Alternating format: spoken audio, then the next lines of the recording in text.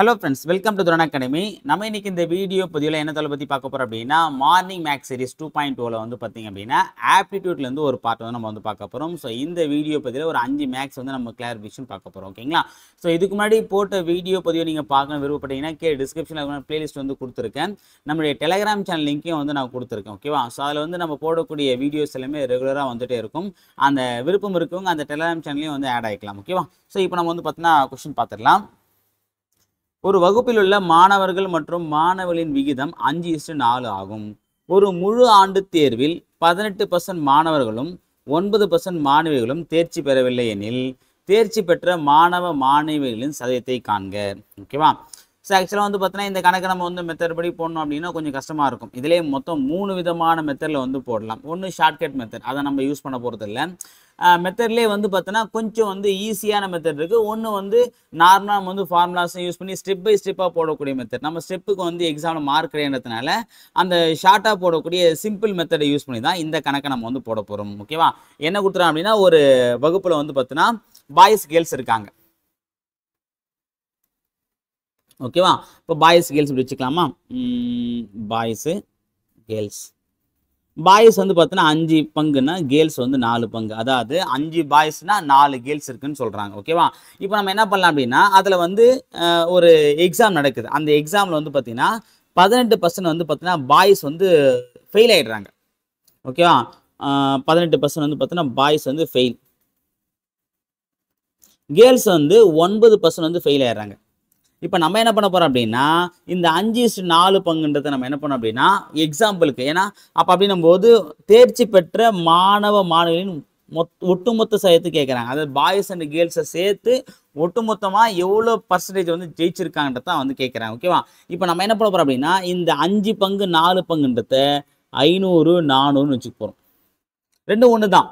Okay, ஏன்னா இங்கே நம்ம 100 பேருக்குன்னா இங்கேயும் 100 பேருக்குன்னா பிரச்சனை இல்லை. ஓகேவா? அதாவது 500 பாய்ஸ்னா 400 கேர்ள்ஸ். ஓகேவா? 50 பாய்ஸ்னா 40 கேர்ள்ஸ். ஓகேவா? இப்போ நம்ம 50 40 வைக்கலாம். ஏன்னா வந்து 500 400 வச்சிருக்கோம் அப்படின்னா இங்கே 9% வருது. 9% 12% போது பார்த்தீங்கன்னா 50 40 அடிபடாது. இதுவே 500 400 நம்ம ஈஸியாக போட்டுடலாம். ஓகேவா? அப்போ நம்ம ஃபெயிலான நபர்கள் இப்போ பர்சன்டேஜ் நமக்கு வந்து கொடுத்துருக்காங்க. இந்த பர்சன்டேஜ் நம்ம சப்ஸ்டியூட் பண்ணி எவ்வளோ பேர் ஃபெயில் ஆயிருக்காங்கன்றத நம்ம வந்து கண்டுபிடிக்கலாம். ஓகேவா? ஸோ அப்போது இப்போ நம்ம 500 400 வச்சோம் அப்படின்னா டோட்டலாக அதில் எவ்வளோ பேர் படிக்கிறாங்க? 900 பேர் படிக்கிறாங்க. ரைட்டா? ஸோ இதில் ஃபெயிலான ஸ்டூடெண்ட் எவ்வளோ நம்ம கண்டுபிடிக்கணும், பர்சன்டேஜ் கொடுத்துறாங்க. அதை வச்சு நம்ம கண்டுபிடிக்கலாமா? 500ல் 18% எவ்வளோ 2 அடிச்சோம் அப்படின்னா 18 வந்து 90. அப்போ 90 கழிச்சிருங்க. ஓகேவா? ஏன்னா ஃபெயிலான நம்ம தேவையில்லை, கழிச்சிடா போதும். ஓகேவா? அப்போ 90 கழிச்சோம் அப்படின்னா 410 பேர். அதே மாதிரி வந்து பார்த்தோன்னா இதில் 400 பேர் அப்படின்னும் போது 400ல் 9%. அப்போ 400ல் 9/100 அடித்தோம் அப்படின்னா 2 0க்கு 2 0 காலி 4 36. அப்போது 400ல் 36 கழிச்சா என்ன வரும்? 364. இது ரெண்டு நம்ம கூட்டினா என்னது? 4 3 7 774. ஓகேவா? ஸோ அப்போது டோட்டலாக வந்து பார்த்தீங்கன்னா அப்போ இது வந்து பார்த்தீங்கன்னா பாஸ் ஆனவங்க, இது ஃபெயில் ஸ்டூடெண்ட், இது பாஸ் ஸ்டூடெண்ட். ஓகேவா? இது டோட்டல் ஸ்டூடெண்ட் இது. ஓகே, அப்போ டோட்டல் வந்து பார்த்தீங்கன்னா 9000 பேரில் 774 பேர் பாஸ் ஆகிட்டாங்க. இது எவ்வளோ பர்சன்டேஜ்னா இன்ட்டு 100 போட்டால் முடிஞ்சு போச்சு. அப்போ 2 0 2 0 காலி 9 9 8 9 72 மீதி 2 மீதி 5 6 9 54. அப்போ 86%. அப்போ தேர்ச்சி பெற்ற மாணவர் சதவீதம் எவ்வளோ? 86%. ஆன்சர் ஆப்ஷன் ஏப்பா. ஓகேவா? ஸோ இப்படி நம்ம வந்து போட்டுக்கலாம். ஸோ இந்த 500 400 நல்லா கவனிச்சுக்கோங்க. நம்மளே தான் எக்ஸாம்பிளுக்கு எடுத்துக்கிறோம். சப்போஸ் வந்து பார்த்தீங்கன்னா இங்கே ஃபெயிலான ஸ்டூடெண்ட் வந்து பார்த்தீங்கன்னா 5%, இங்கே 10% கொடுத்துருந்தாங்க அப்படின்னா நம்ம 50 40 வச்சு போட்டுடலாம். ஓகே, ஏன்னா 50 40 வச்சாலே 50க்கு வந்து பார்த்தீங்கன்னா 10%னா 5. ஓகேவா? 40க்கு வந்து 5%னா 2 அப்படி நம்ம ஈஸியாக வந்து போட முடியும். ஆனால் இங்கே நமக்கு வந்து 18 7 அப்படின்ற மாதிரி ரவுண்ட் ஃபிகரில் வராமல் வந்துடுச்சு அப்படின்னா 500 400 வச்சு போட்டோம் அப்படின்னா கணக்கு நம்ம ஈஸியாக வந்து போட்டுடலாம். ஓகே, இது நம்மளே வச்சுக்கூடிய வேல்யூ தான். நமக்கு தேவை பர்சன்டேஜ் தான். எவ்வளோ கவுண்ட்னு அவங்க கேட்கல, எத்தனை மாணவன் கேட்டால் தான் நம்ம வந்து வேறு மாதிரி போடணும். இங்கே நமக்கு பர்சன்டேஜ் தான் கேட்குறான் போது நம்மளே ஒரு வேல்யூ வச்சுன்னா ஒன்றும் பிரச்சனை இல்லை. ஓகேவா? ஓகே, பார்த்து கணக்கு. மனோகர் என்பவர் அசல் 4500க்கு 2 ஆண்டு வட்டியாக 750 செலுத்தினால் வட்டி வீதம் என்னவாக இருக்கும்? ஓகே, மனோகர் என்ன பண்ணால் அசல் எவ்வளோ? அப்போ அசல் வந்து பார்த்தோன்னா இது B. Number of years 2 years. இது வந்து பார்த்தீங்கன்னா சிம்பிள் இன்ட்ரெஸ்ட். அப்படின்னும் போது நமக்கு என்ன கேட்குறாங்க, ரேட் ஆஃப் இன்ட்ரெஸ்ட் என்னன்றது தான் கேள்வி. ஓகேவா? அப்போ நம்ம சிம்பிள் இன்ட்ரெஸ்ட் என்ன பண்ணுவோம், 4500, அதாவது பிஎன்ஆர் டிவைடட் பை 100. பி வந்து 4500, என் வந்து பார்த்தா 2 வருஷம், ஆர் நமக்கு தெரியாத நம்ம கண்டுபிடிக்கணும், டிவைட் பை 100. சிம்பிள் இன்ட்ரெஸ்ட் எவ்வளோ வருதான், 750. அப்போ நம்ம ஆர் இந்த பக்கம் வச்சுக்கலாமா, வச்சுன்னா 750 into 100 divide by 4500 into 2. Okay, அந்த 2 ஜீரோக்கு 2 அடிச்சிடலாமா, அடிச்சோம் அப்படின்னா மீதி 45 அடிச்சோம் அப்படின்னா 9 45, இன்னும் வரும் 4 5 5, மீதி 2 5 25 0 150 அடிச்சோம் அப்படின்னா 4 2 7 14 I2 10. அப்போ 75/9 அடிச்சுனா வரும் 1 9 9 8 9 72, மீதி 3/9. இதை சுருக்கணும் அப்படின்னா 1 3 3 3 9. அப்போ 8 1/3%. அப்போ தனி வட்டி விதம் எவ்வளோ, 8 1/3%. Answer option B. அவ்வளோதான். ஓகேவா? அடுத்த கணக்கு, 60 வேலையாட்கள் ஒரு பருத்தி நூல் உருண்டையை நூற்க 7 நாட்கள் தேவைப்படுகிறது. 42 வேலையாட்கள் அதே வேலையை செய்து முடிக்க எத்தனை நாட்கள் ஆகும்? அப்போ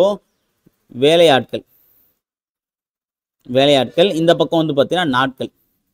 ஓகேவா? 60 வேலையாட்கள் வந்து பார்த்தீங்கன்னா அந்த வேலையை முடிக்கிறது 7 நாட்கள் ஆகுது. அப்படின்னும் போது 42 வேலையாட்கள் தான் இருக்காங்க அப்படின்னா எத்தனை நாள் ஆகும்? இப்போ 60 பேர் சேர்ந்து அந்த வேலையை 7 நாள் தான் முடிச்சிருக்காங்க. அப்போ 42 பேர் என்ன, இன்னும் கொஞ்சம் கண்டிப்பாக அதிக நாள் தான் ஆகும். ஏன்னா கம்மியான வேலையாட்கள் தான் இருக்காங்க. அப்போ வேலை முடித்து நாட்கள் அதிகமாகும். அப்போ ஆட்கள் குறைந்தா நாட்கள் அதிகரிக்கும். நம்ம ஆல்ரெடி சொல்லியிருக்கோம், ஆட்கள் நாட்கள் எப்போதுமே எதிர்மாறலாக தான் இருக்கும். எதிர்மாறலாம் இருக்கிறத அப்படியே போட்டுக்கணும். அப்போ 60/42 இன்ட்டு 7, 1 7 6 42, 1 6 6, 5 வருது. அப்போது 10 நாட்கள். அப்போ எத்தனை நாள் அந்த வேலையை அந்த நூலை வந்து நூற்பாங்க அப்படின்னா 10 நாட்கள். ஆன்சர் ஆப்ஷன் ஏப்பா. அடுத்த கொஸ்டின், 156 மற்றும் 124 ஆகிய எண்களால் சரியாக வகுபடக்கூடிய மிகச்சிறிய 5 இலக்க எண் என்ன? ஓகேவா? நம்ம வந்து இந்த வகுபடும் தன்மை,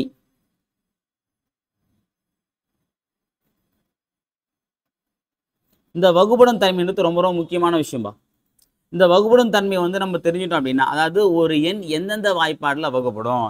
இப்போ 2ஆம் வாய்ப்பாடில் வகுப்புனா எந்தெந்த எண்ணெலாம் 2ஆம் வாய்ப்பாடில் வகுப்படும், எந்தெந்த எண்ணெலாம் 3ஆம் வாய்ப்பாடில் வகுப்படும், எந்தெந்த எண்ணெலாம் 10ஆம் வாய்ப்பாடில் வகுப்படும். இப்போ 10ஆம் வாய்ப்பாடு நம்ம ஈஸியாக சொல்லணும். என்னது, கடைசியாக 0ல இருந்தால் அந்த எண் கண்டிப்பாக 10ஆம் வாய்ப்பாடில் வகுப்படும். ஓகேவா? அதே மாதிரி வந்து பார்த்தீங்கன்னா கடைசியில் 5 0 இருந்துச்சுன்னா அந்த எண்ணில் கண்டிப்பாக வந்து 5ஆம் வாய்ப்பாடு நம்ம சொல்லிடலாம். அதே மாதிரி 3ஆம் வாய்ப்பாடு, 4ஆம் வாய்ப்பாடு, 2ஆம் வாய்ப்பாடு, 8ஆம் வாய்ப்பாடு, 11ஆம் வாய்ப்பாடு வரைக்கும் இருக்குது. அந்த வகுபடும் தன்மைக்கு உண்டான வீடியோ லிங்க் நான் வந்து கீழே கொடுக்குறேன்.